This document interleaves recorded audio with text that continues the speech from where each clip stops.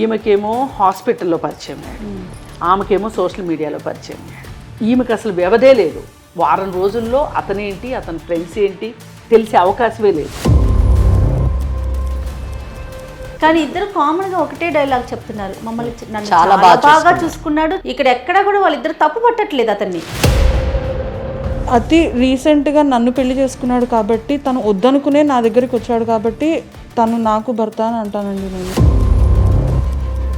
నాకేం చెప్పలేదు. ఇక నేను నెంబర్ సేవ్ చేసుకొని తర్వాత కాల్ చేశాను. కాల్ చేస్తే ఎవరు అని అంటే నేను ప్రమోద్ భార్య అని చెప్పేసింది. నేను స్టన్ అయిపోయాను మేడం. ఫస్ట్ అమ్మాయిని వారం రోజుల్లో చేసుకుని ప్రియాని, ఈ అమ్మాయిని కనీసం 2 నెలలు టైం ఇచ్చాడు. అంటే ఇట్లాంటి వాళ్ళండి ఊపిరి సలపనివ్వరు. ఇది అబద్ధం కాబట్టి కావలసినట్టుగా నటించాడు. ఇది ప్రేమ కాదు, ఇది కేవలం నటన మాత్రమే. చెప్పట్లేదండి, నేను పెళ్ళి అయిపోయింది, నాకు అవసరం లేదు అది ఇది అని చెప్పేసి గొడవ చేసి వెళ్ళిపోయాడండి. ఇంట్లో నుంచే వెళ్ళిపోయాడు. నేనేం చేయలేక నేను అమ్మ వాళ్ళని కూడా వదిలేసి వచ్చాను. అని ఇతనే నమ్ముకున్నాను నేను. అసలు నేను ఎలా ఉండాలి అసలు నాకు అర్థం కాదు. పాపని చూస్తే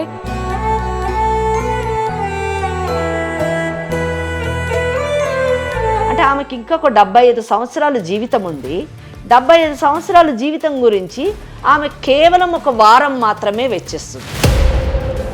ఒకవేళ అతను నీతో ఉంటానని వస్తాడు, రేపు ఇంకొక అమ్మాయిని, ఇంకో సుజాతనో మల్లీశ్వర్నో పట్టుకుంటాడు. ప్రేమించడానికి నమ్మకం ఉంది. ఇప్పుడు ఆయనది చాలా విశాల హృదయం అని ఇప్పుడు అర్థమైపోయింది మనకి. ఇంటికి ఎప్పుడు వస్తున్నారు? నువ్వు ఎక్కడున్నావు ఫస్ట్ అది చెప్పు. నువ్వు ఇంటికి ఎప్పుడు వస్తున్నావు? నేను ఇంట్లోనే ఉన్నాను. నువ్వు ఎక్కడున్నావు? ఇంట్లో లేవే నువ్వు? అవును, ఇంట్లో లేను. నువ్వు వెళ్ళిపో అని చెప్పావు కదా. వెళ్ళిపో అని చెప్తే వెళ్ళిపోతావా? అవును. నీ ఇష్టమా అంతా? సరే అమ్మ వాళ్ళ ఇంటికి వెళ్ళాను. ఏడు పాపు నన్ను యాడ్చుకో, ఇరిటేట్ చేయకు నన్ను ఊరికే.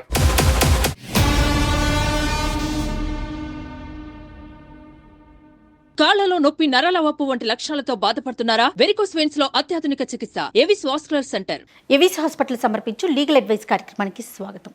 నాతో పాటు ఈరోజు స్టూడియోలో అడ్వకేట్ వెంకటేశ్వరి గారు, అలానే ఫ్యామిలీ కౌన్సిలర్ కృష్ణకుమారి గారు ఉన్నారు. నమస్తే అమ్మ, ఇద్దరికి కూడాను నమస్తే. నమస్తే అమ్మ. సహజంగా స్త్రీ ఏదైనా పంచుకోవటానికి ఇష్టపడుతుంది, దేన్నైనా ఇవ్వటానికి ఇష్టపడుతుంది, ఒక్క భర్త విషయం తప్ప. ప్రియా అనే ఒక అమ్మాయి నా దాకా వచ్చిందమ్మా. లీగల్ అడ్వైస్ కార్యక్రమంలో నాకు ఒక అవకాశాన్ని కల్పించండి, నేను మాట్లాడాలని.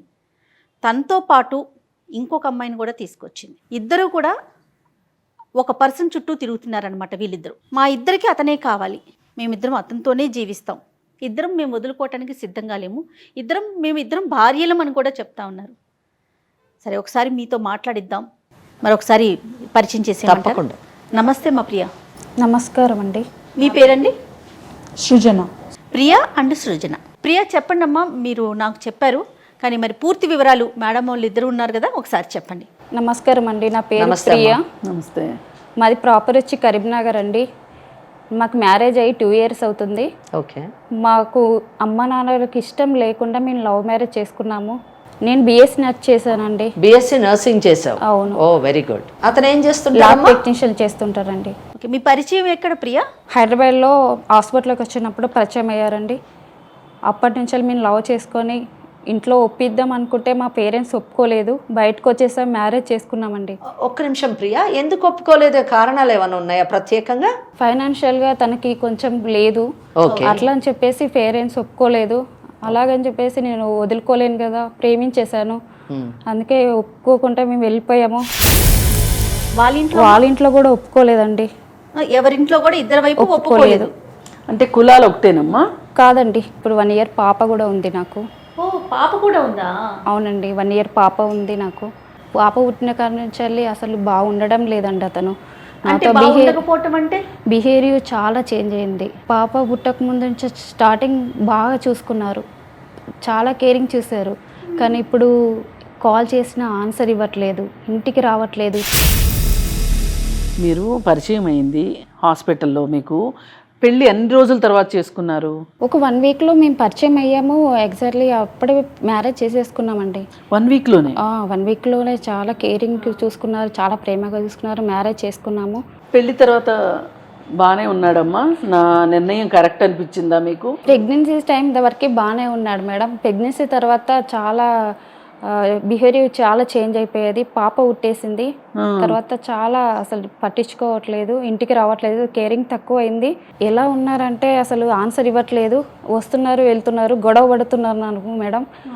చాలా ఇబ్బంది పెడుతున్నారు. ఏంటి అని. ఎలా ఉంటాడు? పాపతో బాగానే ఉంటాడు, అసలు ఇంటికే రావట్లేదు మేడం. కాదమ్మా కృష్ణకుమారి గారమ్మా, ఇప్పుడు పెళ్లి వరకు ఒక ఎత్తు, పిల్లలు పుట్టాక ఒక ఎత్తు. ఎలాంటి వాడైనా కొంచెం ఒకళ్ళో ఇద్దరు పిల్లలు వచ్చాక ఆటోమేటిక్గా మారిపోతారు అనుకో. కొంచెము బంధం బలపడుతుంది అనుకుంటాము, బాధ్యత పెరుగుతుంది అనుకుంటాము. మరి ఇక్కడ బంధం బలపడటం కానీ బాధ్యతలు రావటం కానీ ఏమి కనిపించలేదు. బలహీనమైంది బంధం. అమ్మ పాప ఏజ్ ఎంత అమ్మ అప్పుడు? ఇప్పుడు పాప ఏజ్ 1 year మేడం. కాదమ్మా, వీళ్ళ పరిచయమైన ఒక వారంలోనే పెళ్లి చేసుకున్నామని చెప్తోంది. పెళ్ళయింది, ప్రెగ్నెన్సీ వచ్చింది, అప్పటి నుంచి అతను మాట్లాడటం మానేశాడు, పట్టించుకోవటమే పూర్తిగా మానేశాడు అంటుంది. ఫస్ట్ పాయింట్ తీసుకుంటే ఇరు సైడ్లు రెండు వైపులా కూడా పెద్దలకి ఇష్టం లేదు. ఆ బిహేవియరల్ చేంజ్ ఎందుకు వచ్చింది, దానికి గల కారణాలు ఏంటి అన్నది ఇక్కడ మనం ఫస్ట్ చూడాల్సినటువంటి విషయం. దాన్ని బట్టి అసలు ఆ బిహేవియరల్ చేంజెస్ రావడానికి ఉన్నటువంటి కారణాలు అప్రాప్రియేటా కాదా అన్నది కూడా మనం ఇక్కడ గమనించదగినటువంటి విషయం. అమ్మా, ఇప్పుడు మీరు వారం రోజుల్లోనే పెళ్లి చేసేసుకున్నాను అన్నారు కదా, ఆ వారం రోజుల్లో మరి అటు పెద్దలు ఇటు పెద్దలతోటి వారం రోజుల్లోనే మాట్లాడేసుకున్నారా మీరు? అంటే మా పెద్దవాళ్ళు ఒప్పుకోలేదు మేడం. ఒప్పుకోకపోవడంతో మేము లవ్ మ్యారేజ్ చేసేసుకున్నాం. కరెక్టేనమ్మా. అసలు వారం రోజులు గ్యాప్ అనేది చాలా తక్కువ కదా. అతను పూర్తిగా అర్థం అవ్వలేదేమో నాకు అని నీకేమన్నా అనిపిస్తుందా? లేదు మేడం, చాలా కేరింగ్గా చూసుకున్నాడు అప్పుడు, చాలా ప్రేమగా ఉన్నాడు అప్పుడు వారం రోజుల్లో. అవును మేడం. ఇదే ఆలోచించాల్సిన విషయం. ఇక్కడే అసలు మొదటి తప్పటడుగు ఇక్కడే పడింది. అంటే ఇప్పుడు యువతకి అన్ని విషయాల్లోని తొందరపాటుతనము చాలా మందిలో మనం చూస్తూ ఉంటాం. అంటే ఏ విషయంలోనైనా తొందరపాటుగా నిర్ణయం తీసుకోవచ్చేమో కానీ జీవితం విషయంలోని వివాహం సంబంధించిన విషయాల్లోని తొందరపాటు పనికిరాదు అన్నది మనము ఈ కేసులో తెలుసుకోవాల్సినటువంటి విషయం. ఇదే యువతకి మనం చెప్పాల్సినటువంటి విషయం. కౌన్సిలింగ్ చేయాల్సినటువంటి ఆవశ్యకత ఎంతైనా ఉంది అని నేను అనుకుంటున్నాను. ఏమా నీకు అనిపిస్తుందా, నేను ఇంకొంచెం అంటే పెళ్ళికి అతను నిన్ను బాగా తొందర పెట్టాడా? ఇప్పుడు పెద్దవాళ్ళు ఎందుకు మనకి, పెద్దవాళ్ళు లేకపోతే ఏం పోయింది, మనం బతకలేమా, నా మీద నీకు నమ్మకం లేదా, నన్ను నువ్వు నమ్మట్లేదా, ఇలాంటి ప్రశ్నలు జనరల్గా వింటూ ఉంటాం ప్రేమికుల మధ్యలో. అతను కూడా ఇలాగే మాట్లాడా? చాలా ప్రేమగా, అంటే ఎలా అంటే నేను కేరింగ్ తీసుకుంటాను, అంత సపోర్ట్ ఇచ్చాడు నాకు. అసలు అమ్మ వాళ్ళని కూడా మర్చిపోయాను నేను, అసలు వాళ్ళని మర్చిపోయేంత చూసుకున్నారు. కాదు, అమ్మాయి ప్రెగ్నెంట్ అయ్యే వరకు కూడా, ప్రెగ్నెన్సీ వచ్చే వరకు అలానే ఉన్నాడు అంతేనమ్మా? చాలా ప్రేమగా ఉన్నారు అసలు. మరి ఇంత మార్పు రావడానికి కారణం ఏమై ఉంటుందంటావు? నువ్వే కారణం తెలుసుకున్నాను మేడం. తెలుసుకున్నా నేను. ఒకరోజు ఇతను స్నానం చేస్తున్న టైంలో నేను మొబైల్ చూసాను. ఎవ్రీ కాంటాక్ట్లో లిస్టులో చాలా నెంబర్స్ ఒకే నెంబర్ మీద కాంటాక్ట్లో ఉన్నాయి. తన నెంబర్ని ఎవరు వాట్సాప్లో కూడా చెక్ చేశాను మేడం. చూశాను ఎవరు ఏంటి అని నేను నిలదీశాను. అంటే నాకేం చెప్పలేదు, ఇక వెళ్ళిపోయాడు. ఇక నేను నెంబర్ సేవ్ చేసుకొని తర్వాత కాల్ చేశాను. నేను కాల్ చేశాను మేడం. కాల్ చేస్తే ఎవరు అని అంటే నేను ప్రమోద్ భార్య అని చెప్పేసింది. నేను స్టన్ అయిపోయాను మేడం. అలా చెప్పేసరికి నేను కూడా ప్రమోద్ భార్యనే మాట్లాడుతున్నాను, ప్రియానే అని చెప్పాను తనకి. తను కూడా అసలు ఏం తెలియనట్టుగానే మాట్లాడింది. ఒక రోజు మనం మీట్ అవుదాం, ఒకసారి రండి అని చెప్పాను మేడం. అసలు నువ్వు ప్రమోద్ భార్య ఏంటి, నేను కదా భార్య, నువ్వు గట్టిగా మాట్లాడలేదా మరి? అంటే నేను ఫోన్లో మాట్లాడలేకపోయాను. అసలు నేను కూడా ఎదురుగా మాట్లాడితేనే తెలుస్తుందని చెప్పేసి ఒక రోజు మీట్ అయ్యాం మేడం. తను మేడం. అవునండి. ప్రమోద్ భార్యనని చెప్తున్నావు కదా, ప్రమోద్ నీకు ఎలా పరిచయం అమ్మా? నేను ఇక్కడ అమీర్పేటలో హాస్టల్లో ఉండి కంప్యూటర్ కోర్స్ చేసేదాన్నండి. 6 months నుంచి నేను హైదరాబాద్లో ఉంటున్నాను. నేను కంప్యూటర్ కోర్స్ చేసి అప్పుడే ఉద్యోగంలో జాయిన్ అయినప్పుడు నాకు సోషల్ మీడియా ద్వారా నాకు ప్రమోద్ పరిచయం అయ్యాడు. తను చెప్పినట్టు ఎంత కేరింగ్గా ఉన్నాడంటే అసలు ఇంకా వేరే ఇంకెవరు గుర్తు రావక్కర్లేదు అన్నంతగా ప్రేమించాడు. ప్రతిరోజు కాల్స్, గంటకు ఒకసారి కాల్, తిన్నావా, ఏం చేస్తున్నావు, ఆఫీస్కి వెళ్ళావా. నాకు అంటే 6 నెలల నుంచి నేను హాస్టల్లో ఉన్నాను కదండి. నాకు తనతో మాట్లాడడం నాకు బాగా నచ్చింది. అదే ఎవరో ఒకళ్ళు అలా మన మీద కేర్ తీసుకునేసరికి అసలు యూ ఫీల్ దట్ కరిగిపోయినట్లు బై సంబడి. అదే అనిపించింది అనుకుంటా. ఆ 6 నెలల్లో, ఆ 3-4 నెలల్లో తన పరిచయం మాత్రం చాలా బాగా అనిపించింది. జస్ట్ 2 months బ్యాక్ మనకి ఇంకా ఫ్రెండ్స్ వాళ్ళు ఎందుకు, మనం పెళ్లి చేసుకుందాము, కెరియర్ అది సెట్ అయిన తర్వాత మనం ఇంట్లో వాళ్ళకి చెప్దాము, అప్పటికి నేను కూడా ఒక ఫైనాన్షియల్ స్టేటస్లో ఉంటాను కదా అని పెళ్లి చేసుకుందాం అన్నాడు. నేను ఒప్పుకున్నాను. మరి అమ్మ ఇంట్లో వాళ్ళకి చెప్పలేదా మీరు? నేను చెప్పలేదు, తనకి ఫైనాన్షియల్ స్టేటస్ ఇంకా సరిగ్గా లేదు కదా అని నేను చెప్పలేదు. ప్రస్తుతానికి ఆగుదాము. మరి వాళ్ళ ఇంట్లో వాళ్ళకి తెలుసా మీరు? తెలియదు ఇంట్లో. అతను పరిచయం అయిన ఎంత కాలానికి మీరు పెళ్లి చేసుకున్నారు? 2 months అండి. Just 2 months. ఫస్ట్ అమ్మాయిని వారం రోజుల్లో చేసుకుని ప్రియాని, ఈ అమ్మాయిని కనీసం 2 నెలలు టైం ఇచ్చాడు. అంటే ఇట్లాంటి వాళ్ళండి ఊపిరి సలపనివ్వరు. ఇప్పుడు నిజం ప్రేమ అనుకోండి చూపించాలి, కానీ అబద్ధ ప్రేమని ఎంతైనా చూపించవచ్చు కదా. అంతేలేండి. ఆ క్షణానికి చూపించేసేసి ఇద్దరిని పెళ్లి చేసేసి. కానీ ఇద్దరు కామన్ గా ఒకటే డైలాగ్ చెప్తున్నారు, మమ్మల్ని నన్ను చాలా బాగా చూసుకున్నాడు. ఇక్కడ ఎక్కడ కూడా వాళ్ళిద్దరు తప్పు పట్టట్లేదు అతన్ని. నిజమైన ప్రేమ అయితే ఒక మోతాదులోని దాన్ని పెద్ద ప్రదర్శించక్కర్లేదు. ఇక్కడ నిజమైన ప్రేమ అయితే ఇది అబద్ధము కాబట్టి కావలసినట్టుగా నటించాడు. ఇది ప్రేమ కాదు, ఇది కేవలం నటన మాత్రమే. ఇప్పుడు ఇంకొక అమ్మాయి సీన్ లోకి వచ్చింది అనుకోండి, ఆ అమ్మాయి కూడా ఇంతకంటే 3వ అమ్మాయి వచ్చినా ఇదే చెప్తుంది. ఎంతమంది వచ్చినా వాళ్ళు చెప్తారు అతని ప్రేమ అద్భుతం అని చెప్తారు. అతని మ్యానుఫ్యాక్చరింగ్ అలా జరిగింది. అది డిఫెక్ట్ అనుకోండి, ఎఫెక్ట్ అనుకోండి, ఏదన్నా కానివ్వండి, అతని మ్యానుఫ్యాక్చరింగే అలా జరిగింది. అతను ఈ అమ్మాయికి ఒక రకమైన మాట చెప్పి, మా ఇంట్లో వాళ్ళు ఒప్పుకోవట్లేదు, మీ ఇంట్లో వాళ్ళు కూడా ఒప్పుకోవట్లేదు కాబట్టి మనం చేసేసుకుందామని ఈ అమ్మాయిని రష్ చేసి, ఆ అమ్మాయినేమో నేను సెటిల్ కాలేదు కదా అందుకని చెప్పి మీ ఇంట్లో వాళ్ళు ఎలాగో ఒప్పుకోరు, మా ఇంట్లో వాళ్ళు కూడా ఒప్పుకోరు, ఎందుకో మనం చక్క ప్రేమ పక్షుల్లా ఉందాము అని ఆ అమ్మాయిని ఒప్పించి, ఈమెకేమో హాస్పిటల్లో పరిచయం అయ్యాడు, ఆమెకేమో సోషల్ మీడియాలో పరిచయం అయ్యాడు. ఈమెకు అసలు వ్యవధే లేదు. వారం రోజుల్లో అతనేంటి, అతని ఫ్రెండ్స్ ఏంటి తెలిసే అవకాశమే లేదు. అటెన్షన్ దొరికింది. ఈ అటెన్షన్ని వీళ్ళు ప్రేమ అనుకున్నారు, పెళ్లి చేసేసుకుంది, పాప వచ్చేసింది. కానీ అతనికి మైండ్లో మట్టుకు ఈమె కోసం ఫిక్స్ అవ్వాలని అతను అనుకోలే. అందుకే చాలా త్వరగా చాలా ఆప్షన్స్ చూసుకుంటున్నాడు అతను. ఈ కేసుని అనలైజ్ చేసినప్పుడు మీరు చూడండి, ఫస్ట్ ఫ్యాక్టర్ ఇస్ దట్, అంటే ఎక్కడ మిస్టేక్స్ ఉన్నాయి, ఎందుకు ఈ పరిస్థితికి వీళ్ళు వచ్చారు అని ఆలోచించినప్పుడు ఫస్ట్ ఫ్యాక్టర్ ఇస్ తొందరపాటు, టైం ఫ్యాక్టర్ నేను ప్రధానంగా తీసుకుంటున్నాను.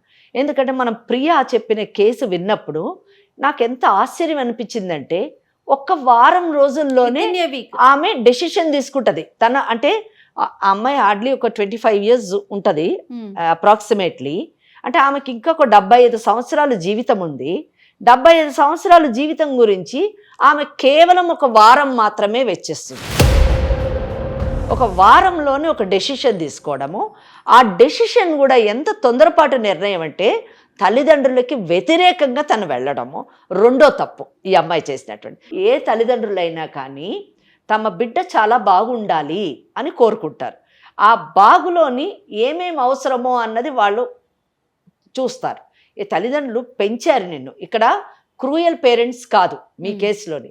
తల్లిదండ్రులు మిమ్మల్ని ఒక ఆడపిల్ల అయినా కూడా ఒక నర్సింగ్ కోర్స్ చేయించి, నర్సింగ్ కోర్స్ అంటేనే జనాలతో సంబంధం ఉన్నటువంటి కోర్స్, అటువంటి కోర్సుని అంటే వీళ్ళు చాలా ఏదో చాలా మూర్ఖులు లేదా చాలా ఆర్థడాక్స్ అన్నట్టు కాదు. వాళ్ళు పబ్లిక్లోకి ఈ అమ్మాయిని పంపించి ఆ కోర్సు చదివించి తన కాళ్ళ మీద తను నిలబడేటటువంటి పరిస్థితికి తీసుకురావడం అంటే, అటువంటి తల్లిదండ్రులు తప్పకుండా ఒక మంచి అబ్బాయిని చూసి ఆ అమ్మాయి భవిష్యత్తు బాగుండేటట్టు పెళ్లి చేసేటటువంటి అవకాశం ఉంది.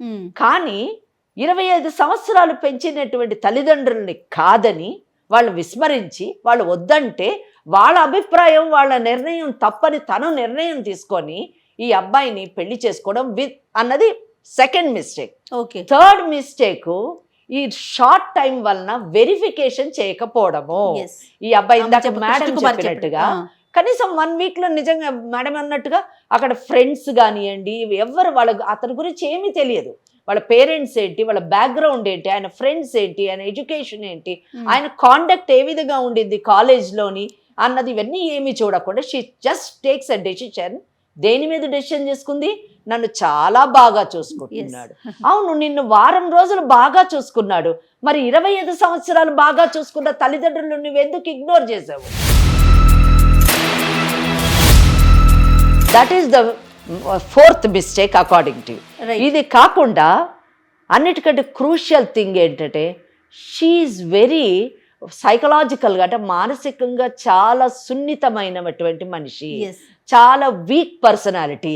అంటే ఎవరైనా వచ్చి నేను నిన్ను ప్రేమిస్తున్నాను, నేను చాలా బాగా చూసుకుంటాను అని ఒక యాక్షన్ రూపంలో చూపించగానే ఆమె పడిపోతుంది. ఎందుకమ్మా నువ్వు పెళ్లి చేసుకున్నావు వారం రోజుల్లోనే మేడం ఇందాక అడిగారు, చాలా క్రూషియల్ క్వశ్చన్ అడిగారు. దానికి ఆమె ఆన్సర్ ఏమిస్తుందంటే అతను నన్ను చాలా బాగా చూసుకున్నాడు.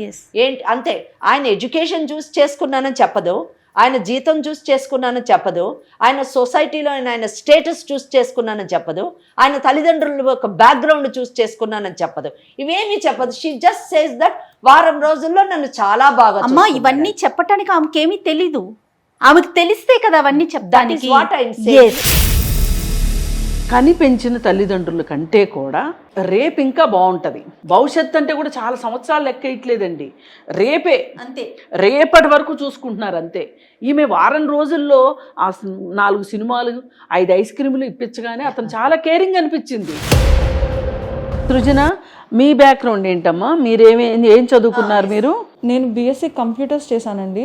దాని తర్వాత లాస్ట్ ఇయరే గ్రాడ్యుయేషన్ అయింది నాది. తర్వాత అమీర్పేట్కి వచ్చి నేను ఇక్కడ కంప్యూటర్ సాఫ్ట్వేర్ కోర్స్ నేర్చుకుని మొన్ననే 3 months బ్యాక్ నేను జాబ్ లో జాయిన్ అయ్యాను. 2 months బ్యాక్ తిని పరిచయం అయ్యాడు. అమ్మా మీకు అతను సోషల్ మీడియాలో ఏ మాధ్యమం ద్వారా పరిచయం అయ్యాడు? ఆయన డేటింగ్ యాప్ ద్వారా పరిచయం అండి. మీరు రెగ్యులర్ గా సెర్చ్ చేస్తారా డేటింగ్ యాప్ ని? అవునండి, అంటే నేను క్యాజువల్ గా వెతకడం స్టార్ట్ చేశాను. అంటే అంత సీరియస్ గా వెళ్దామని నాకు ఉద్దేశం లేదు. పెళ్లి గురించి, పార్ట్నర్ గురించి చూసారా, ఫ్రెండ్ కోసం చూసారా? మీరు ఫ్రెండ్ కోసం చూసాను. ఫ్రెండ్ కోసం చూసారు, ఓకే. అతను అప్పుడు ఏం చదువుకున్నాను అవన్నీ కరెక్ట్ గా చెప్పినట్లు అనిపించిందా? చెప్పాడండి, డిగ్రీ చేశాను అని అన్నాడు, ప్రస్తుతానికి ల్యాబ్ టెక్నీషియన్ గా పనిచేస్తున్నాను అన్నాడు. అది కరెక్ట్ గానే అనిపించింది. అంటే హాస్పిటల్ పేరు అవి చెప్పాడు. 1-2 సార్లు అక్కడికి వెళ్ళి కలిశాను, అదంతా కరెక్ట్ గానే అనిపించింది. కొన్నిసార్లు రా వీలైతే కలుద్దాం రా అని అన్నప్పుడు లేదు పని ఎక్కువ ఉంది అని చెప్పేవాడు. ఓకే, సో తను హార్డ్ వర్కింగ్ అని కూడా అనిపించింది నాకు. అనిపించింది. మరి ఇప్పుడు ఇతని మీ ఇంట్లో వాళ్ళకి చెప్పే విషయంలో నువ్వెందుకు వెనకడుగేసావు ఇతన్ని పరిచయం చేయటానికి? టెక్నీషియన్ అంటే ఇంట్లో చెప్పుకోవడానికి బాగోదు కదండి. తను ఇంకా ఏదో పై చదువులు చదవడానికి ప్రయత్నిస్తున్నాను అని అన్నాడు. ఈలోపు నేను కూడా ఉద్యోగంలో జాయిన్ అయ్యాను కాబట్టి తన మెయింటెనెన్స్, తన కోర్సులకి ఏమన్నా అవసరమైతే నేను కూడా చూసుకుందాం అనుకుని అంత ఫ్యూచర్ చూసుకునే నేను తనని పెళ్లి చేసుకుందామని అనుకున్నాను. పెళ్లి జరిగిందమ్మా? మీ ఇద్దరికి పెళ్లి చేసుకున్నారా? అయిందండి, సీక్రెట్ గానే అయింది. ఎక్కడ జరిగింది? మేము గుడికి వెళ్ళి చేసుకున్నామండి. రిజిస్టర్ మ్యారేజ్ చేసుకోవచ్చు కదా, అంత సీక్రెట్గా అతను అన్నప్పుడు మీరెందుకు ఒప్పుకున్నారు? ఆ టైంలో నేను అంత ఆలోచించలేకపోయానండి. తను చెప్పడం అయితే తను తొందర పెడుతున్నట్టు మాట్లాడలేదు, కానీ మనం చేసుకుందాము, నాకు నువ్వు కావాలి అన్నట్టు మాట్లాడాడు. అది నాకు ఆ క్షణానికి అట్లా నమ్మబుద్ధి అయింది. అతనిది ఒక ఆరితేరిన, అంటే 64 కళలు ఉన్నాయి కదా మనకి, వాటిలో ఇది ఒక కళ అనమాట. తను నిర్ణయం తీసుకుంటాడు, ఆ నిర్ణయానికి వాళ్ళు వచ్చేటట్లుగా చేస్తాడు. కరెక్ట్ అమ్మా. ప్రేమించడం తప్పు కాదు, పెళ్లి చేసుకోవాలనుకోవడం అంతకంటే తప్పు కాదు. కానీ మనమేమి ఆకాశం నుంచి ఊడిపడలేదు. పిల్లలు అనేవాళ్ళు అంతే కదా, 2 కుటుంబాలు ఉన్నాయి, ఇటొక కుటుంబం అటొక కుటుంబం ఉంది. ఈ కుటుంబాల వాళ్ళని ఒప్పించడానికి కూడా వీళ్ళకి ఓపిక లేనప్పుడు వీళ్ళు జీవితాంతం కలిసి ఉండే ఓపిక ఎలా ఉంటుంది? ఈ షో చూసే పిల్లలు ఎవరైనా సరే, ఆడపిల్లలు కావచ్చు, ఆడపిల్లల తల్లిదండ్రులు కావచ్చు, ఒకటి గుర్తుపెట్టుకోవాలి, మనకి ప్రపంచంతో పని లేదు అనుకునేవాడిని అస్సలు నమ్మొద్దు. ప్రపంచం లేకుండా ఏముందండి? ఉండేదే ప్రపంచంలో. ప్రపంచంలో రైట్. అసలు ప్రియాకి ఏమైందో నెక్స్ట్ అడుగుదామమ్మా ఒకసారి. కాదమ్మా, మరి నువ్వు నిలదీసావా ఈ అమ్మాయిని కలిసిన తర్వాత ఏం జరిగింది? ఇప్పుడు ఈ అమ్మాయి చూస్తే భార్య అంటుంది, ఏంటి ఎప్పుడు పెళ్లి చేసుకున్నావు అని అంటే చెప్పట్లేదండి, నేను పెళ్ళి అయిపోయింది, నాకు అవసరం లేదు అది ఇది అని చెప్పేసి గొడవ చేసి వెళ్ళిపోయాడండి. ఇంట్లో నుంచే వెళ్ళిపోయాడు.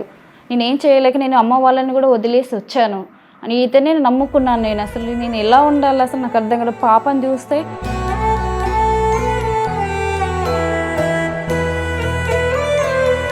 నేనేం అర్థం కావట్లేదు మేడం నాకు అసలు.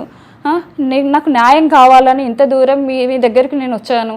మా భర్త చూస్తే అలా ఉన్నారు, ఈవెన్ చూస్తే నాకు నా మొగుడే అని అంటుంది. అసలు నేను ఏం చేయాలని అర్థం కావట్లేదు మేడం. నువ్వేమంటావమ్మా? అతి రీసెంట్గా నన్ను పెళ్లి చేసుకున్నాడు కాబట్టి, తను వద్దనుకునే నా దగ్గరికి వచ్చాడు కాబట్టి తను నాకు భర్త అని అంటానండి. నువ్వు అడగలేదా? ఇంకొక అమ్మాయిని పెళ్లి చేసుకున్నావు, ఒక పాప కూడా ఉంది, మళ్ళీ నన్ను ఎందుకు నేను అడిగానండి. తన నుంచి వాళ్ళ ఇంటి నుంచి బయటకు వచ్చిన వెంటనే నా దగ్గరికి వచ్చినప్పుడు నేను అదే నిలదీశాను. నీకు తెలియదు అనుకుంటున్నావేమో, మేమిద్దరం కలిసాము, మొత్తం నేను వెనక చూశాను అని అడిగాను. నిలదీస్తే అప్పటి నుంచి నా ఫోన్ కాల్స్ కూడా అవాయిడ్ చేయడం మొదలెట్టాడు. వస్తున్నాడా? ఎవరింటికి వస్తున్నాడు ఇప్పుడు? లేదు, నా దగ్గర కూడా ఏం రావట్లేదు. టైం లైన్ చెక్ చేస్తే తన టైంలో తన వాళ్ళ ఇంటి నుంచి ఎప్పుడైతే బయటకు వచ్చేసాడో అప్పుడు నా దగ్గరకు వస్తాడు. నేను ఫోన్ చేసినప్పుడు ఎత్తాడు, తక్కువ టూకీగా మాట్లాడి వెళ్ళిపోతూ ఉంటాడు. వెనక నుంచి చెక్ చేసి మేము కలిసి ఫోటోలు కాల్స్ అన్ని వెరిఫై చేసినప్పుడు తేలింది ఏంటంటే తనతో ఉంటే తనతో, లేదంటే నాతో. ఇప్పుడు మరి ఇద్దరి దగ్గరికి ప్రెసెంట్ అయితే సో మరి మీ ఇద్దరు ఏం డిసైడ్ అయ్యారో చెప్తే మేడం వాళ్ళు చెప్తారు మీకు ఏం చేయాలి ఏంటి. ఒకటి మనం క్లియర్గా మాట్లాడుకుంటే, ఇంత నమ్మకం ద్రోహం చేసిన మనిషి నీకు కావాలనిపిస్తుందా? నాకు తనంటే ఇష్టం ఉందండి. ఇంతవరకు తను నాకంటూ మా రిలేషన్షిప్లో తను కాంట్రిబ్యూట్ చేసింది ఏమీ లేదు. నేనే ఇంకా తన మీద డబ్బులు పెట్టి ఏదో కోర్సు చేసింది ఉంది కాబట్టి, నేను చేసిందే ఎక్కువ ఉంది కాబట్టి, నాకు తన మీద ఇష్టం ఎక్కువ ఉంది కాబట్టి నేను తనని కావాలి అనుకుంటున్నాను. ఇంత మోసం చేసినప్పటికీ, ఒక అమ్మాయిని ముందే పెళ్లి చేసుకుని ఒక పాపని కని ఈ విషయాలన్నీ దాచిపెట్టి మిమ్మల్ని పెళ్లి చేసుకున్న తర్వాత కూడా మీకు ఇష్టం ఉందా అతని మీద? ఎక్స్ప్లెనేషన్ ఇవ్వడానికి ఏమన్నా అవకాశం ఉంటుందేమో అని అనుకుంటున్నానండి. ఏ రకమైన ఎక్స్ప్లెనేషన్ ఇస్తాడు? అతను సరిదిద్దుకోలేని తప్పమ్మా చేసింది, మామూలు తప్పు కాదు.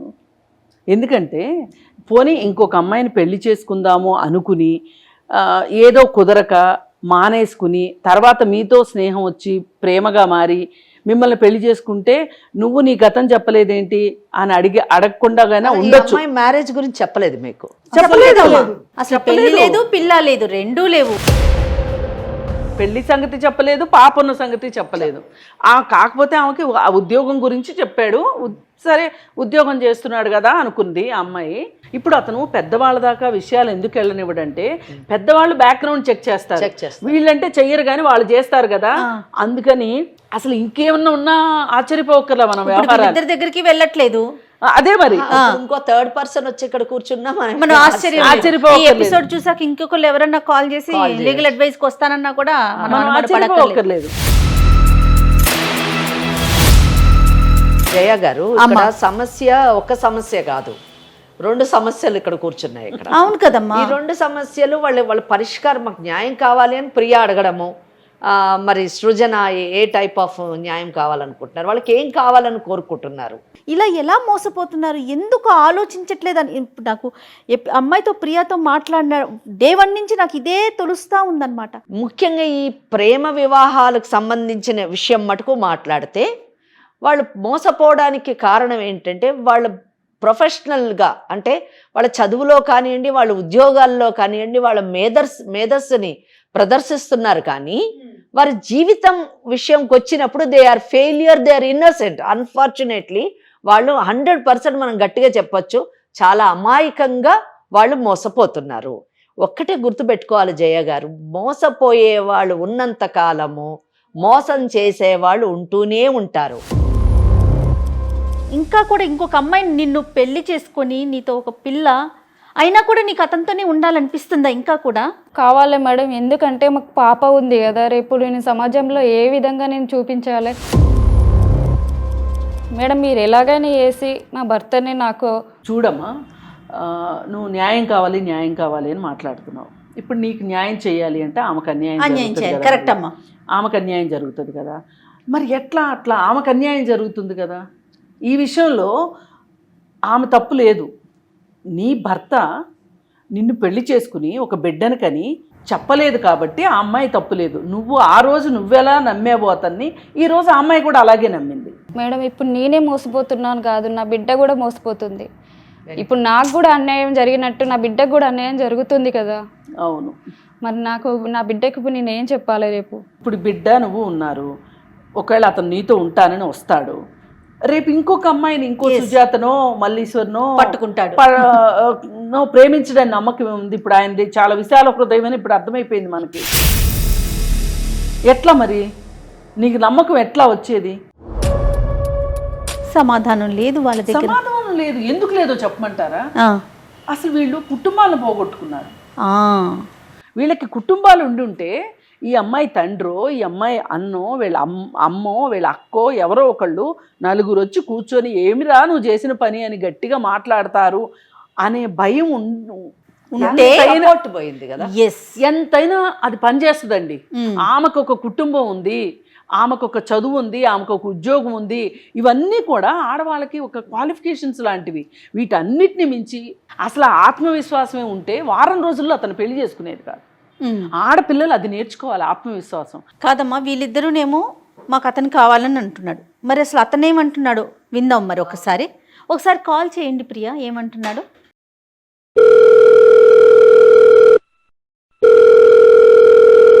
హలో హలో, ఏమండి?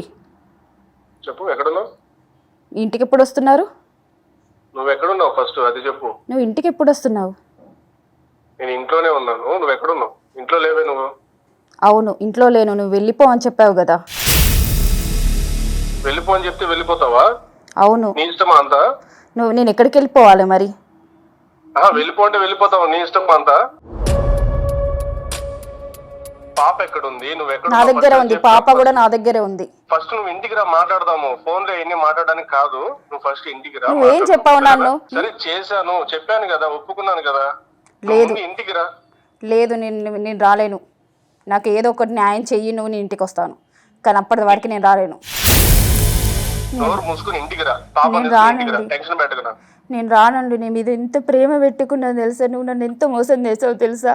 ప్లీజ్ ఊరికే ఏడ్చి నన్ను ఇరిటేట్ చేయకు. ఊరికే ఇట్లా ఏడ్చి నేను అమ్మ వాళ్ళని కూడా వదిలేసి వచ్చాను తెలుసా? నేను ఇప్పుడు నువ్వు నన్ను ఎంత ఏడిపిస్తున్నావు తెలుసా? పాప ముఖం చూసాను. నువ్వు అసలు నువ్వు ఎందుకు ఇలా చేస్తున్నావు నాకు అర్థం కావట్లేదు. పాప ముఖం చూసాను కాబట్టి నేనేం అనట్లేదు. నిన్ను ఎప్పుడు ఏడుస్తూనే ఉంటావు.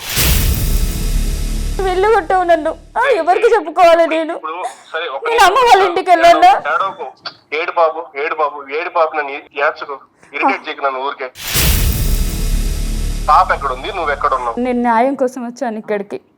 ఎక్కడికి వెళ్ళావు? పోలీస్ స్టేషన్కి వెళ్ళావా? వెళ్ళు. ఏం నాకేం భయమా? ఎవరు కావాలి నీకు? ఫస్ట్ నీకు ఎవరు కావాలి? తను కావాలా నేను కావాలా? నేను ఏ పరిస్థితుల్లో తను చేసుకోవాల్సి వచ్చిందో నీకు చెప్పాను కదా. నీకు చెప్పకపోతే అది తప్పు అవుతుంది. నీకు చెప్పాను కదా. చూడు ప్రియా, నా మాటను. నువ్వు ఎక్కడ ఉన్నావు కరెక్ట్ గా చెప్పు. నాకు ఊరికే నాకు మెంటల్ ఎక్కించుకో. న్యాయం కోసం వచ్చాను ఇక్కడికి. న్యాయం కావాలంటే ఎక్కడికి వెళ్ళావు? నేను సుమన్ టీవీ దగ్గరకు వచ్చాను. నీకు ఎవరు కావాలి? నేను కావాలా సృజన కావాలా? ఇప్పుడు అదంతా కాదు. అవును, నాకు కావాలి ఫస్ట్. నేను కావాలా సృజన కావాలా ఫస్ట్? తన గురించి నీకు ఎందుకు ఇప్పుడు? అవును, ఇక్కడే ఉంది సృజన కూడా. తన అక్కడ ఎందుకు ఉంది? అవును, మేమిద్దరం వచ్చాము ఇక్కడికి. తన అక్కడ ఎందుకు ఉంది? ఉంది. మాట్లాడు, టెన్షన్ పెట్టకు నాకు.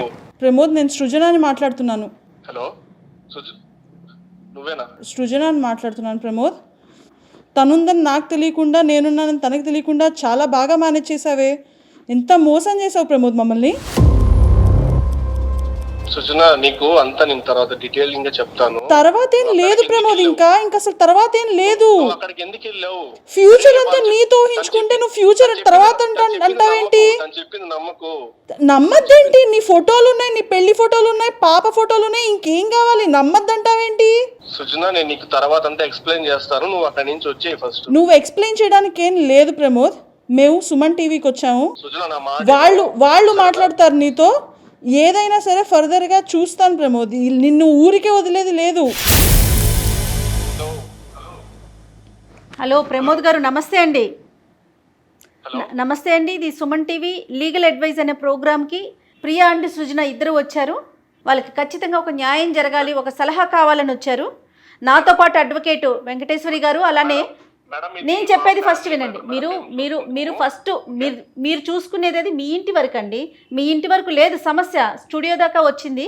హలో హలో ప్రమోద్, నేను కృష్ణకుమారి మాట్లాడుతున్నాను. మేడం ప్లీజ్ ఏమనుకోకండి మేడం, ఇది మా ఫ్యామిలీ మ్యాటర్ మేడం, మేము మాట్లాడుకుంటాం, నేను సెటిల్ చేసుకుంటాం మేడం, మీరు ఇన్వాల్వ్ కాకండి ప్లీజ్. మేము ఇన్వాల్వ్ అవ్వమంటే కుదరదండి. అవ్వద్దు అంటే ఇన్వాల్వ్ అయ్యేలాగా మీరు చేశారు. మీరు ఒక పెళ్లి చేసుకుని ఒక పాపని కని ఇంకొక ఆమెను పెళ్లి చేసుకొని ఒకళ్ళకొకళ్ళు తెలియకోకుండా మీరు నాటకం ఆడతానంటే ఎలా కుదురుతుంది? అసలు ఇది మీకు న్యాయం కూడా నిజమే, బట్ ఇద్దరిని కూడా నేను ఎక్కడ తక్కువ చేసి చూసుకోలేదు మేడం. నేను అసలు యాక్చువల్ గా చిన్నగా చెప్దాం అనుకున్నాను, ఈ లోపల తెలిసింది అంతే. మీరు దీని ఇష్యూ పెద్ద చేయకండి మీరు. లేదు, నేను ఒక ప్రశ్న వేస్తాను. మీ భార్య ప్రియా ఉన్నారు కదా, అవును. ఆమె మిమ్మల్ని పెళ్లి చేసుకున్న తర్వాత ఇలాగే ఇంకొక అతన్ని పెళ్లి చేసుకుని నేను నెమ్మదిగా నీకు తర్వాత చెప్తాను అంటే మీ రియాక్షన్ ఎలా ఉంటుంది చెప్పండి ఒకసారి. అది ఎలా ఒప్పుకుంటాను మేడం? ఎందుకు ఒప్పుకో? ఇక్కడ ఏదో ఒక సమాధానం వాళ్ళిద్దరికి దొరకకపోతే వాళ్ళు డైరెక్ట్గా పోలీస్ స్టేషన్కి వెళ్తారు. పోలీస్ స్టేషన్ నుంచి విషయం కోర్టుకు వెళ్తుంది. అప్పుడు మీకు ఏం జరుగుతుందో మీకు అర్థమవుతుంది. వారం రోజుల్లో పెళ్లి చేసుకుంది అంటే మీరు ఆ అమ్మాయినికి ఎంత విలువ ఇవ్వాలి చెప్పండి. ఇప్పుడు ప్రియాని మీరు ప్రేమించే పెళ్లి చేసుకున్నారు కదా. అవునండి. మరి ప్రేమించే పెళ్లి చేసుకున్నప్పుడు మీరు ఇంకొకరిని ప్రేమించి వాళ్ళని కూడా దొంగతనంగా పెళ్లి చేసుకోవాల్సిన అవసరం ఏమొచ్చింది సృజనాని? మేడం తను కూడా నాకు నచ్చిందండి. ఇప్పుడు నేను ఒకటి అడుగుతాను, నాకు నచ్చింది, నా మనసుకు నచ్చింది, చేసుకున్నానండి. అట్లా నచ్చుతారు నాయన. ఇప్పుడు వీళ్ళిద్దరు సృజన అయిపోయింది, తర్వాత ఇంకెవరూ నచ్చరని గ్యారంటీ ఏంటి? లేదు మేడం, నాకు వీళ్ళిద్దరంటే ఇష్టం మేడం, ఇంకెవరిని చేసుకోను, నాకు ఇంకెవరు ఇష్టం లేదు, నాకు ఇంకెవరు వద్దు. అలా కాదు. ఇప్పుడు ప్రియాని గనక మీ అమ్మ వాళ్ళు మీ నాన్న వాళ్ళు నీకు ఇష్టం లేకుండా నీకు కానీ పెళ్లి చేసి ఉంటే బలవంతంగా, నాకు ఆమె మీద మనసు రావట్లేదు, మా ఇంట్లో వాళ్ళు చేసిన తప్పు ఇది, మీరు చేసిన దానికి మీరే సమాధానం చెప్పండి అని ఇంట్లో వాళ్ళని మీరు ఇంకో పెళ్లి చేసుకున్నారు అంటే ఎంతో కొంత అంటే విలువ అర్థమో ఇవన్నీ ఉన్నాయని కాదు, మీరు ఒక స్టాండ్ తీసుకోవడానికి మీకు ఒక గ్రౌండ్ ఉండేది. ఇప్పుడు మీరు ఈమెను ఇష్టపడి పెళ్లి చేసుకొని మళ్ళీ అదే ఇష్టం ఇంకొక ఆమె చూపెట్టి ఇది ఏమన్నా అభిమాన నటులను మార్చుకోవడం అనుకుంటున్నారా పెళ్ళంటే? ఇప్పుడు మీ ఇంట్లో వాళ్ళు వస్తారు, ఇప్పుడు ఆ అమ్మాయి వాళ్ళ ఇంట్లో వాళ్ళు కూడా వస్తారు. నాతో తెలుసుకోండి మేడం, వాళ్ళు ఎందుకు ఇప్పుడు కాదు ప్రమోద్, మీ ఇంటి పేరు చెప్పండి ప్రమోద్ ఒకసారి. మేడం అవన్నీ వద్దు. అరే మీ ప్రమోద్ సన్ ఆఫ్ అని ఉంటుందా ఒక పేరు? అది అందుకే ఇంట్లో వాళ్ళు అవసరం అవుతారు. ఇప్పుడు కూడా పెళ్లి కొడుకులు ఆకాశంలోంచి ఊడిపడరు, గుర్తుపెట్టుకోండి. మీరు ఒక తల్లి ఒక కుటుంబం నుంచే వస్తారు. సరే మేడం, మీరు అన్నది కరెక్టే, కానీ నేను మా ఇంట్లో ఇన్వాల్వ్ చేయాలని అనుకోవట్లేదు. ఎందుకు? మీరు నాతో మాట్లాడండి. అలా కుదరదండి. ఇప్పుడు ఫైనల్కి మీరేమంటారు? అసలు సృజనని ఎందుకు పెళ్లి చేసుకున్నారు చెప్పండి, అది చెప్పండి. ప్రియాని ఇష్టపడి పెళ్లి చేసుకుని సృజనని ఎందుకు చేసుకున్నారు? ఆ అమ్మాయి జీవితం ఎందుకు నాశనం చేశారు? పైగా అమ్మాయికి ఈ సంగతి చెప్పలేదు. చేసుకునేది ఇద్దరినే కదా మేడం, ఎంతమంది అయినా ప్రేమించొచ్చా కదా. అంటే ప్రేమించొచ్చా స్నేహం చేయొచ్చా? ప్రేమకి స్నేహానికి తేడా తెలుసా మీకు? బట్ మేడం వీళ్ళిద్దరిని నేను పెళ్లి చేసుకున్న తర్వాత ఇంకెవరిని చూడలేదు మేడం, నేను ఇంకెవరితోనూ లేను. ఆ విషయము నా అంతరాత్మకు తెలుసు. ఇప్పుడు వాళ్ళిద్దరిలో ఎవరో ఒకళ్ళు ఇంకొక పెళ్లి చేసుకుని నాకు ఇద్దరు భర్తలు కావాలి అంటే మీరు ఒప్పుకుంటారా? ఒప్పుకోను మేడం. నేను ఎందుకు ఒప్పుకుంటాను? ఇది అది అవునండి, మీకో న్యాయం వాళ్ళకు ఒక న్యాయం కదా. కాదు మేడం, ఇప్పుడు నేను జాగ్రత్తగా చూసుకుంటున్నాను కదా, వాళ్ళకి ఇంకేంటి ప్రాబ్లం ఇక్కడ? సరే అండి, మీరు మామూలుగా ఎంత చెప్పినా ఫ్యామిలీ కౌన్సిలర్ గా నేను చెప్పగలిగింది నేను చెప్పాను, మీరు వినేలాగా లేరు. ఇది ఖచ్చితంగా ఒక లీగల్ పాయింట్ లో వెళ్తేనే ఇక్కడ వీళ్ళిద్దరికి న్యాయం జరుగుతుంది. లేదు ఆల్రెడీ స్టూడియోలో ఉన్నారని చెప్పారు. మేడం ఉన్నారు, మేడం మాట్లాడతారు. నేను వెంకటేశ్వరి అడ్వకేట్ మాట్లాడుతున్నాను.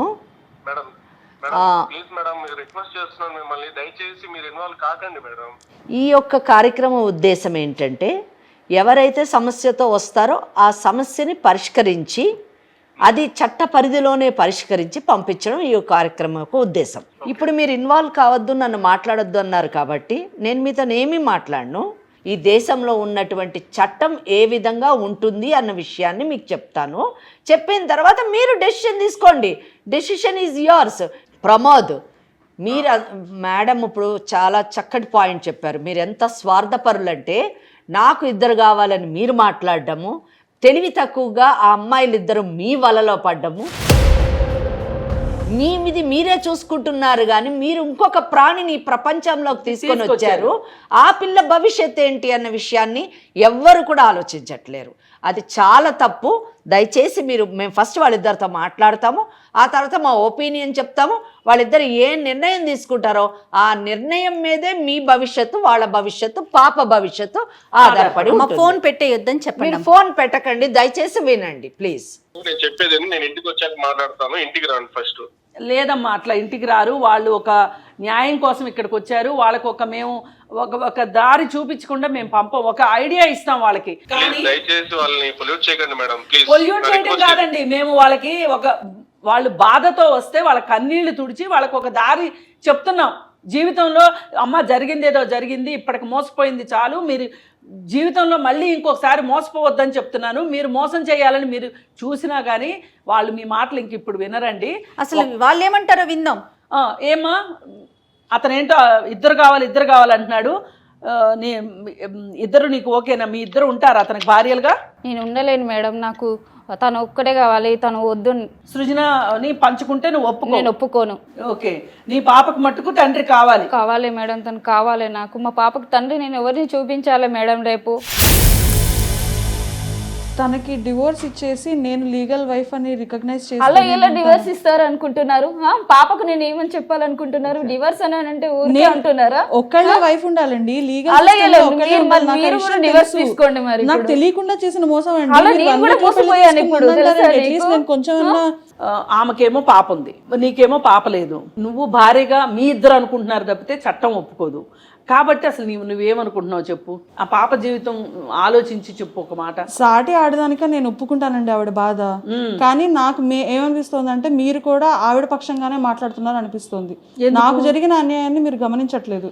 నాకు తెలియకుండా నన్ను పెళ్లి చేసుకున్నాడు, తను వద్దనుకునే కదా నన్ను ఇంకొకరిని చూసుకున్నాడు. మేమిద్దరం ప్రేమించుకుని పెళ్లి చేసుకున్నాం.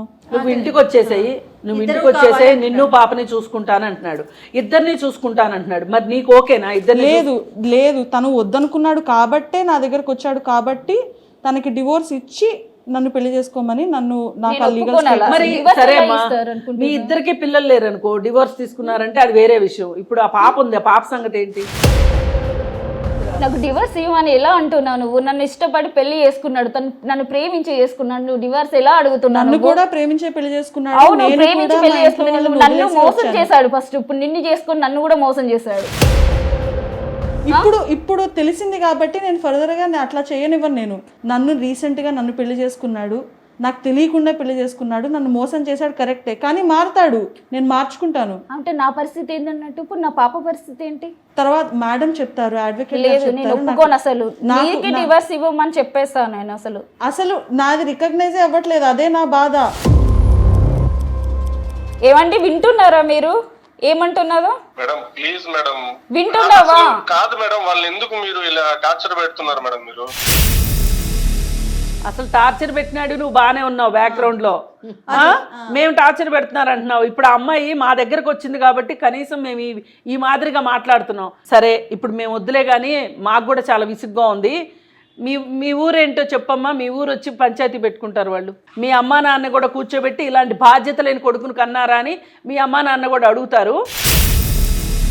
మేడం నేను మోసం చేశాను అంటున్నారు కదా మేడం, నా మీద ప్రేమించాను మేడం. నేను ప్రేమించుకుంటే ఎలా పెళ్లి చేసుకున్నాను? అంటే ఇద్దరిని ప్రేమిస్తావా? వాళ్ళిద్దరిని కాదు మేడం పెళ్లి చేసుకుంది, ముగ్గురిని నలుగురిని చేసుకున్నాను నేను. ఏమన్నా ఒకళ్ళ తర్వాత ఇద్దరిని చేసుకున్నా అంతే, ముగ్గురిని చేసుకున్నా అంతే. నేను ఇద్దరిని ప్రేమించాను, ఇద్దరిని పెళ్లి చేసుకున్నాను. ఇద్దరిని మోసం అయితే చేయలేదు. నేను మోసం చేయడం అంటే ఏంటి? ఇద్దరిని వదిలేయడం. నేను ఇద్దరిని వదలలేదు కదా, వాళ్ళని సంతోషంగా చూసుకుంటున్నాను కదా. ఇప్పుడు ఎవరిని ప్రేమిస్తున్నావు నువ్వు? మేడం నేను ఇద్దరిని ప్రేమిస్తున్నాను మేడం. వీళ్ళిద్దరు కాకుండా కొత్తగా ఇంకెవరిని ప్రేమిస్తున్నావు? ఇంకెవరిని లేదు మేడం, ఎంతమందినైనా ప్రేమించవచ్చు. నాకు ఇంకెవరు వద్దు. ప్రమోద్, ఒక్క విషయం నువ్వు అంటున్నావు కదా, ఇద్దరిని పెళ్లి చేసుకున్నాను, ఇద్దరిని చూసుకుంటాను, నాకు ఇద్దరు కావాలి అన్నది నీ అభిప్రాయము. అసలు ప్రియాకి సృజనాకి మాత్రము వాళ్ళు ఇంతసేపు మాట్లాడిన దాని ప్రకారము ఏ ఒక్కరో మాత్రమే నీతో ఉంటామో అని వాళ్ళ యొక్క ఇదిని వ్యక్తపరుస్తున్నారు. నువ్వేమో ఇద్దరు కావాలంటున్నావు, ఎలా చెప్పండి? How it is possible? Madam మీరు న్యాయం చేస్తున్నారు కాబట్టి మీరే న్యాయం చేయండి. మేము న్యాయం చేయడానికి దేశానికి ఓ చట్టం ఉంది. ఆ చట్ట పరిధిలోనే మాత్రమే నువ్వు కానీ నేను కానీ ఎవరైనా కానీ ఉండాలి. కనుక ఇక్కడ ఎవరో ఒక్కడే ఉండాల్సినటువంటి పరిస్థితి. ఆ ఒక్కరు ఎవరు అన్నది చట్టం చాలా క్లియర్గా చెప్పింది. ఆ విషయం నేను మాట్లాడతాను. ముందు నువ్వు ఈ కాన్సెప్ట్లోంచి బయటకు వచ్చేసాయి. నేను ప్రేమించాను, నేను ఇద్దరిని పెళ్లి చేసుకున్నాను, నాకు ఇద్దరూ కావాలి అన్నది చాలా foolish decision and it is against law. అంతే సింపుల్. మేడం ఎటువంటి పరిస్థితుల్లో నేను వాళ్ళిద్దరిని వదులుకోను మేడం. వదులుకోవాలి. వదులుకోకపోతే వాళ్ళిద్దరు ఏం నిర్ణయం తీసుకుంటారో చూడండి. మాట్లాడండి అమ్మా, మీరు చెప్పండి. ఇప్పుడు ఇద్దరు కావాలంటున్నాడమ్మా. ఇద్దరు ఇద్దరు అతనికి భార్యలుగా ఉండటానికి మీకు సిద్ధమేనా? మీరు మాట్లాడుకోండి. లేదండి. నేను కూడా ఒప్పుకోనండి. ప్రమోద్ డివోర్స్ ఇవ్వు. ప్రమోద్ ఏమంటుందో వింటున్నావా? డివోర్స్ తీసుకుంటావా? చేస్తాను, నువ్వు అక్కడి నుంచి వచ్చేయి. నాకు నువ్వు కావాలి. ప్రియా కావాలా, సృజన కావాలా? ఇద్దరు కావాలి మేడం. తనుంటే నేను ఉండను ప్రమోద్, క్లియర్గా చెప్తున్నాను. నేను నాకొద్దు. ప్లీజ్ యాక్చువల్ గా నేను నీకు కూల్ గా చెప్దాం అనుకున్నాను ఈ విషయాన్ని. చిన్నగా నీకు చెప్తావండి, అసలు నాకు అర్థం కాదు. ఏంటి ఇంకో 10 ఏళ్ళు పోయిన తర్వాత కూల్ గా చెప్దాం అనుకుంటున్నాను. చచ్చిన పడి ఉంటావని ఆయన అభిప్రాయం. ఎమోషనల్ అవ్వకు ప్లీజ్. నువ్వు ఇద్దరికైనా ఒకటే చెప్తున్నాడు అమ్మా, కూల్ గా చెప్తా, కూల్ గా చెప్తా. ఇద్దరిని తీసుకోమంటున్నాడు ఆన్సర్. కూల్ గా ఏం లేదు, ఈ రోజుతో తేలిపోవాలి ప్రమోద్. నువ్వు ఇష్యూ పెద్ద చేయకు. ఇప్పుడు మాట్లాడతావో తర్వాత మాట్లాడతావో, మాట్లాడాల్సిందంతా ఇప్పుడే మాట్లాడు. ఈ కాల్ తర్వాత నేను లీగల్ గానే వెళ్తాను. నీకు ముందే చెప్తున్నా. తనుంటే తనన్నా నేనన్నా ఉండాలి, అంతే. ఇద్దరు అంటే కుదరదు. నేను కూడా అదే మాట చెప్తున్నా, తనన్నా నేనన్నా ఉండాలి. అరే మీ ఇద్దరిని నేను ప్రాణానికి ప్రాణంగా ప్రేమించాను. మీకు ఏం కావాలంటే అది ఇచ్చాను. మీకు ఏ ప్రాబ్లం రాకుండా చూసుకుంటున్నాను. ఇంకేంటి మీకు ప్రాబ్లము? అక్కర్లేదు, నువ్వు ఇప్పుడు చెప్తుంటే అర్థమవుతుంది. మేడం మాటలు విన్నాక నీది నిజమైన ప్రేమే కాదు. మోసం చేశాను, నిన్నే మోసం చేశాను. డైవర్స్ ఇప్పిస్తానంటుంది. ఒప్పుకున్నావు, మోసం చేసావని. లీగల్ గా వెళ్ళనా పోనీ, మోసం చేసావని ఒప్పుకున్నావు కదా. కాల్ రికార్డ్ కూడా ఉంది కదా. నేను మోసం ఎక్కడ చేశాను? మీ ఇద్దరిని ప్రేమించాను తప్ప. ప్రమోద్ ప్రియా కానీ సుజనాని కానీ మీరు ప్రేమించటం తప్పు కాదు, పెళ్లిళ్ళు చేసుకోవటం తప్పు కాదు. కానీ మా దాకా రావటం మాత్రమే మీరు తప్పు అంటున్నారు. అసలు తప్పేంటి? కోర్టులు ఏం చెప్తున్నాయి, సెక్షన్స్ ఏం చెప్తున్నాయి, ఇవి కూడా ఒకసారి తెలుసుకుందామండి. ప్రమోద్ తెలియదంటే కుదరదండి. మన సమాజంలో ఉన్నాం, మనమేమి అడవుల్లో ఉండట్లేదు, సమాజంలో ఉన్నాం. మనకంటూ ఒక చట్టం, న్యాయం అన్నీ ఉన్నాయి. వాటికి లోబడే మనం అందరం బతకాలి. ఎవరిష్టానికి వాళ్ళని బతకడానికి ఇదేమన్నా అడవి అనుకుంటున్నారా? మనుషుల మధ్య ఉన్నామండి మనమంతా. ఇంకా మీరు పాడిందే పాట, ఇదే పాట. కాల్ మొదలు పెట్టిన కాడి నుంచి నాకు మీ ఇద్దరంటే ఇష్టం, మీ ఇద్దరితో ఉంటా. ఏమండి, చట్టాలు న్యాయాలు ఏం లేవా? ఇక్కడ జయ గారు, ఇక్కడ చాలా విషయాలు మనము అంటే ఈయన మాటల్లోని మనం పరిశీలించాల్సినటువంటి విషయం ఒకటి ఏంటంటే, ప్రియా కానివ్వండి లేదా సృజన కానివ్వండి, వాళ్ళిద్దరూ మాట్లాడినప్పుడు అంటే లాస్ట్ డిస్కషన్లోని మాట్లాడినప్పుడు ఇద్దరు కూడా ఒక విషయంలో ఖచ్చితంగా ఉన్నారు. ఏ విషయము? ఇద్దరు కలిసి ఉండేటటువంటి క్వశ్చనే లేదు. అవును, ఉంటే ఎవరమో ఒకళ్ళు ఉండాలి, ఇంకొక ఆమెకి డైవర్స్ ఇవ్వాలి అన్నది వాళ్ళ మాటల్లోని వాళ్ళు చెప్పడం జరిగింది. అవును. అదే మనం ప్రమోద్ని తీసుకుంటే, ప్రమోద్ ఇద్దరు కావాలి, నాకు ఇద్దరిని ప్రేమించారు, చాలా బాగా చూసుకుంటున్నాను, ఈ 3 ఇష్యూసే మాట్లాడుతున్నాను. అయితే ప్రమోద్, నువ్వు ఒక్క విషయము, ఇందాక మేడం గారు చెప్పినట్టు మేము మీ ఇంటికి రాలేదు, మీ సమస్య ఏంటి అని మేము అడగలేదు. వాళ్ళిద్దరూ అంటే ప్రియా సృజన ఇద్దరు స్టూడియోకి వచ్చి ఈ కార్యక్రమంలోని మా సమస్యకు మీరు పరిష్కారం చూపించండి అని అడిగారు. మేడం గారు ఒక ఫ్యామిలీ కౌన్సిలర్గా, నేను ఒక న్యాయవాదిగా మాకు మీడియేషన్ చేసేటటువంటి అధికారం ఉంది. మీడియేషన్ కేవలము చట్టాన్ని పరిరక్షించడంలో మాత్రమే మేము ఈ పని చేస్తున్నాం, అంతేగాని చట్ట విరుద్ధమైనటువంటి పనులు మేమేమీ చేయట్లేదు. అటువంటి సలహాలు సూచనలు అటువంటి అవేర్నెస్ కూడా మేము ఇవ్వం. ఈ విషయాన్ని నువ్వు బాగా గుర్తుంచుకోవాలి. ఇంకా రెండో విషయానికి వచ్చినప్పుడు, ఇక్కడ నేను ఇద్దరిని పెళ్లి చేసుకున్నాను, ఇద్దరిని ప్రేమించాను, ఇద్దరితో కాపురం చేస్తాను అనేటటువంటి కాన్సెప్ట్ మన చట్టంలో లేదు. హిందూ వివాహంలోని బహుభార్యత్వం అన్నది లేదు. కనుక దాని ప్రకారము నువ్వు ఇద్దరిని పెళ్లి చేసుకున్నాను అంటే ఆ పెళ్లి రెండవ పెళ్లి చెల్లుబాటు కాదు. ఆ రెండవ పెళ్లిని వాయిడ్ మ్యారేజ్ అని అంటారు. అది నువ్వు గుర్తు పెట్టుకోవాలి. ఎందుకంటే section 5 of Hindu marriage act ప్రకారము ఒక భార్యకు ఒకటే భర్త, ఒక భర్తకు ఒకటే భార్య. ఒకవేళ రెండవ పెళ్లి జరగాలి అంటే ఆ భార్య కానివ్వండి, భర్త కానివ్వండి మరణించి ఉండాలి, లేదా భార్యకు కానివ్వండి, భర్తకు కానివ్వండి మొదటి వాళ్ళతో విడాకులయ్యి ఉండాలి. ఈ రెండు జరిగితేనే రెండవ పెళ్ళి అనే కాన్సెప్ట్ ఉంది. కానీ భార్య బ్రతికుండగా, భర్త బ్రతికుండగా రెండవ పెళ్ళి, సెకండ్ వైఫ్ అనే పదాన్ని కూడా నేను ఉపయోగించను లాయర్గా. ఎందుకంటే సెకండ్ వైఫ్ అన్నది లేదు లాలోని. కానీ రెండో స్థానంలో కూర్చున్నటువంటి మహిళకు మాత్రము చట్టపరమైనటువంటి స్థానం లేదు. మరి పెళ్ళి సబ్సిస్టెన్స్గా ఉండగా ఇంకొక స్త్రీతోని వివాహం చేసుకుంటే అది చట్టబద్ధంగా నేరము అని అన్నారు. యు ఆర్ రైట్ ప్రమోద్, నువ్వు తప్పు చేయలేదు, నేరం చేసావు. నువ్వు తప్పు చేయలేదు, నేరం చేసావు.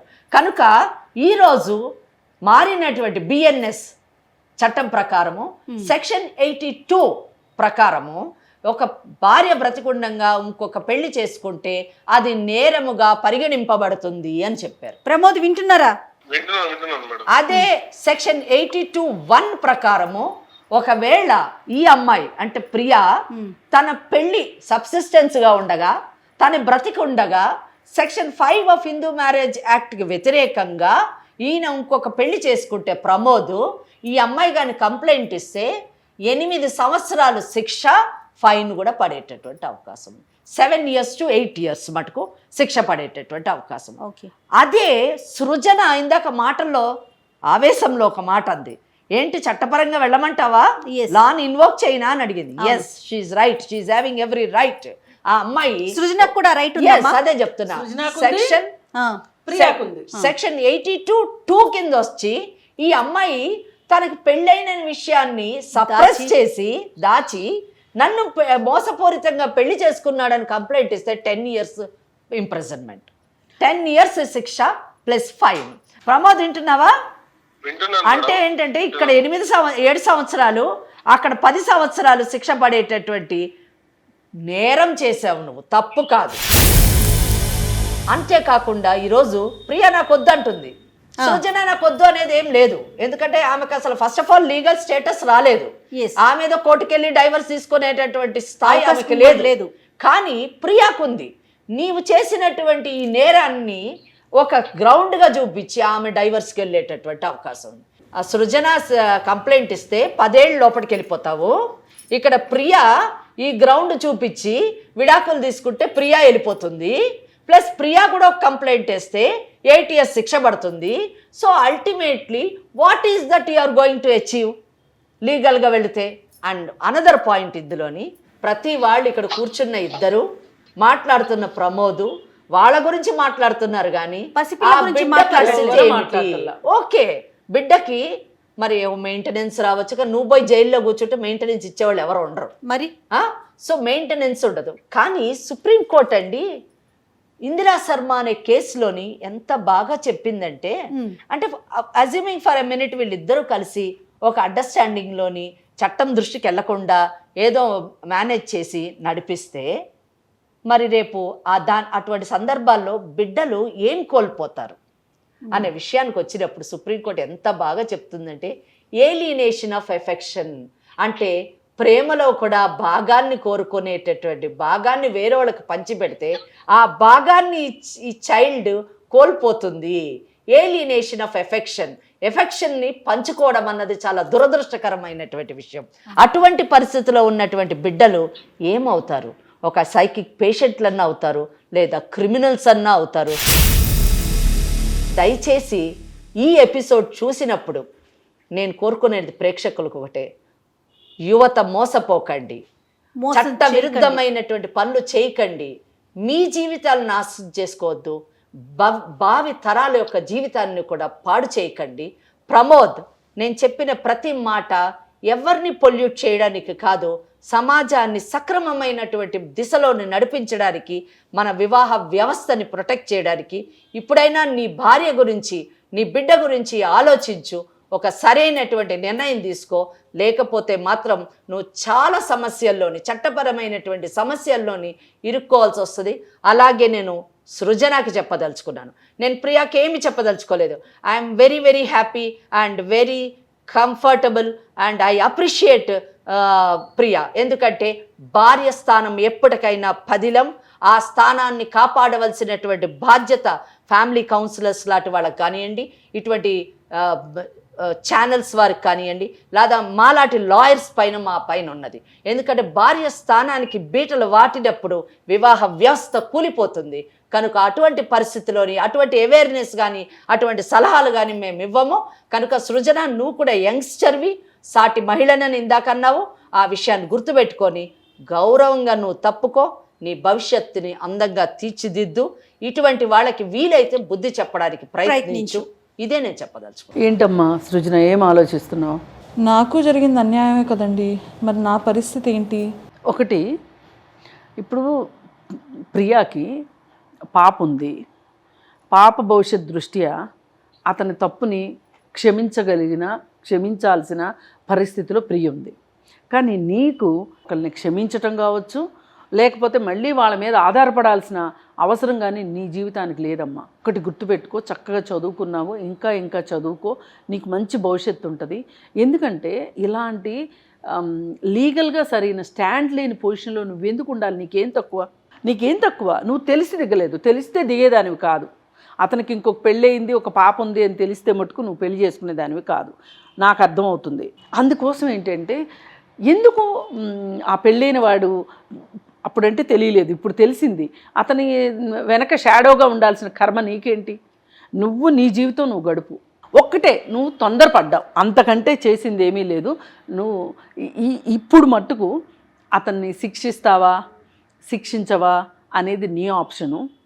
కానీ నేను కోరుకునేది ఏంటి అంటే, నువ్వు జీవితంలో స్థిరపడాలి. ఒక వ్యక్తిత్వం ఉన్న అమ్మాయిలాగా ఆత్మస్థైర్యంతో నీ కాళ్ళ మీద నువ్వు ఆర్థికంగా నిలబడి నీకు నచ్చిన అతన్ని నువ్వు పెళ్లి చేసుకోవాలని కోరుకు. ఇదిగో ప్రమోద్, ఇప్పుడు దాకా వాళ్ళని పొల్యూట్ చేయకండి, వాళ్ళని అది చేయొద్దు ఇది చేయొద్దు అని ఏవేవో మాట్లాడావు కదా. ఇప్పుడు వాళ్ళకి చట్టము న్యాయము అన్నీ అర్థమయ్యేటట్లు మేడం చెప్పారు. మేడం నాకు ఏం మాట్లాడాలో అర్థం కావట్లేదు మేడం. ఏం మాట్లాడాలో అర్థం కావడం ఏంటి? నీకు అర్థమైనా అర్థం కాకపోయినా నీ ముందున్నది ఒకటే, 10 సంవత్సరాలు జైలుకి వెళ్తావా, లేకపోతే బుద్ధిగా నీ భార్య పిల్లలతో కాపురం చేస్తావా, ఇంతే ఆప్షన్. జీవితం అన్న తర్వాత, భార్యాభర్తలు అన్న తర్వాత పరపొచ్చాలు వస్తూ ఉంటాయి, ఇలాంటి ఆకర్షణలకు లోనవుతూ ఉంటారు, దాన్ని ప్రేమని ముద్దు పేర్లు పెట్టుకుంటూ ఉంటారు. కానీ అప్పుడప్పుడు మీరు క్షమించాల్సి ఉంటుంది అని చెప్పి భార్యకైనా భర్తకైనా మేము సర్ది చెప్తాము. అదే ఉద్దేశంతో, ఎందుకంటే పాప ఉన్నది కాబట్టి, మీరు ఎలాగో కని మర్చిపోయినా కానీ మేమైతే ఒక సోషల్ రెస్పాన్సిబిలిటీ తోటి మేము మర్చిపోము. అందుకని పాప కోసం ప్రియాని కన్విన్స్ చేస్తాము.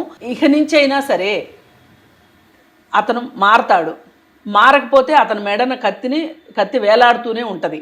కాబట్టి అతను సరిగా ఉంటాడు అని నీ వైపు నుంచి మేము ఆ అమ్మాయికి నమ్మకం ఇస్తున్నాము. నువ్వు ఆ నమ్మకాన్ని నిలబెట్టుకుంటే ఒక మంచి కుటుంబం ఉంటుంది, నీ పాపకి ఒక తల్లి తండ్రి ఉంటారు. మరి ఏమంటావు ప్రమోద్? మేడం నాకైతే ఏం అర్థం అవ్వట్లేదు మేడం. సారీ అయితే చెప్పగలను మేడం, ఇద్దరికి సారీ చెప్తావు అంటే. ఇప్పుడు సృజన ఏమంటుందంటే, ఎట్టి పరిస్థితుల్లోనూ ఆ పాప గురించి అయినా సరే నేను ఆలోచించి నాకున్న స్థానం ఏంటో లీగల్గా నాకు అర్థమైన తర్వాత నేనే తప్పుకుంటాను అని ఆమె చెప్పేసింది. మీరు ఎంత సారీ చెప్పినా మళ్ళీ ఏదన్నా మాయ చేయాలని చూసినా సృజన మాట వినే పరిస్థితిలో లేదు. ఇప్పుడు ప్రియ అయినా ఎంత కోపం ఉన్నప్పటికీ పిల్ల మొహం చూసి నీతో ఉండాలనుకుంటుంది. మరి ఒక నమ్మకాన్ని ఇస్తావా? ఇప్పటికైనా ఇస్తావా? వెరీ గుడ్, ఖచ్చితంగా చెప్పాలి. మరి సృజన, ఐఎమ్ ఎక్స్ట్రీమ్లీ సారీ సృజన, నేను తప్పు చేశాను. ఇక నుంచి అయినా ప్రియాని, మీ పాపని సరిగ్గా చూసుకో. ఇలాంటివి మళ్ళీ చెయ్యకు, చీప్ ట్రిక్స్ చెయ్యకు అమ్మాయిల మీద. Very good, very good, super. ఇప్పుడు ఇలాగే మాట్లాడుతున్నావు, వీళ్ళు ఉన్నారని ఇలా చెప్తున్నాను. ఇప్పుడు ఇంకా ఇలాంటి రిపీట్ మళ్ళీ ఇంకొకసారి జరిగిందో నేను అసలే ఊరుకోను, ఖచ్చితంగా ఊరుకోను. ఇక నా తప్పు నేను తెలుసుకున్నాను. నిజమని ఎలా నమ్మాలి? ఇంకెవరు రారు, ఇంకా లేరు, నువ్వు పాప తప్ప.